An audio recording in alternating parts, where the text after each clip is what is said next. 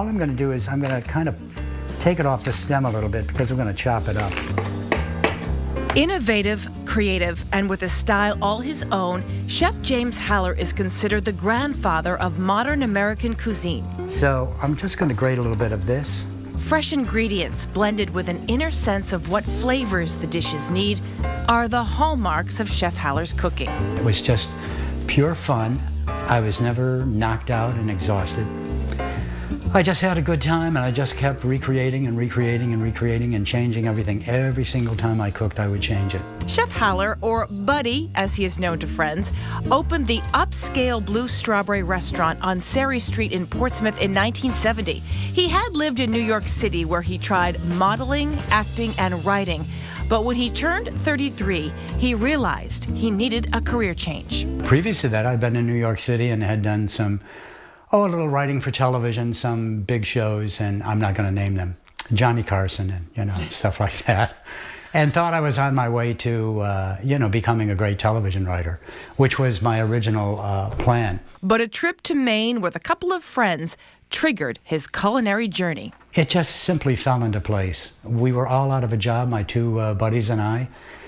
And Mark jokingly said, why don't we open a restaurant? That way we'll at least eat all the time. And we carried the joke along, and I said, well, as we're joking, can I be the chef? And they said, yes, of course, because everybody liked the way I cooked.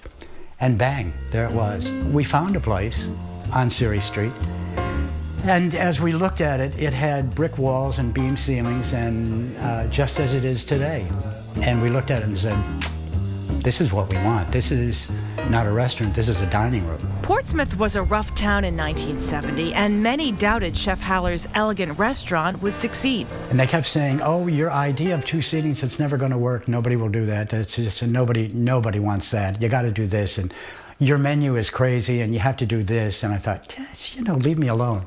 I just want to cook. He never repeated a menu. Not in 16 years. I changed it every single time I walked into the kitchen. Buddy never cooked with recipes and never even took a cooking lesson. I lived with my grandmother for a long time, and she would just show me stuff. And so none of us come totally unprepared. I mean, we can say I'm self-taught. No, nobody's self-taught. You see something, you learn something. Somebody in your family does something. Buddy's memoir, released last year, is titled Salt and Pepper, The Education of an American Chef. He was born in Chicago in a home for unwed mothers. It wasn't until Buddy was 3 years old that his mother married another man, and she and his stepfather brought him home. He recalls his mother visiting him at a foster home, bringing with her a chocolate bar, which she had to share with other children. Buddy reads an excerpt from the book, Salt and Pepper. This fragment of sweetness that my mother had given to me, I hadn't wanted to share or even eat. I had wanted to keep it for myself, like a part of her that wouldn't be leaving on the next train. Chocolate had become for me the symbol of love and self-worth. And like the chocolate, I never seemed to get enough of either.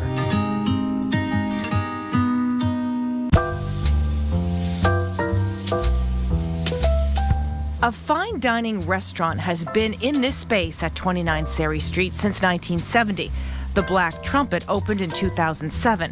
Chef owner Evan Mallett credits his career to Buddy Haller and his legacy. Mallett even paid tribute to Haller in Mallett's newly published book. He is legend, and his legend certainly preceded him. And immediately upon meeting him, I was disabused of any preconception I had about this icon of James Haller. He was quick to encourage me to call him Buddy, and he was also quick to praise the work I had done at Black Trumpet.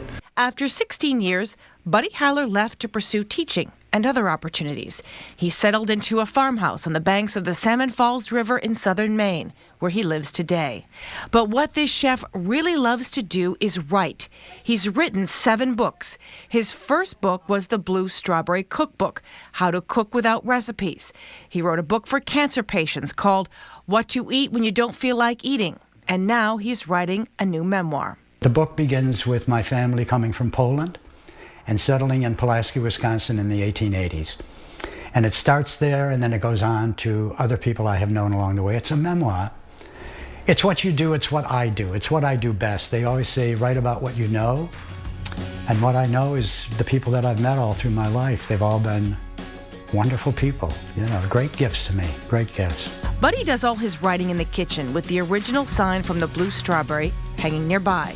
He still uses the same knives he used when he was cooking at the restaurant, and the stove that continues to turn out fabulous meals. Putting this food together and boiling it until it's ready creates a wonderful stock. Buddy's greatest gifts come from his ability to make people feel good, and what better way to demonstrate than through his cooking, writing about his journey through life as he continues to support young chefs who realize their own dreams thanks to the legacy of Chef James Haller.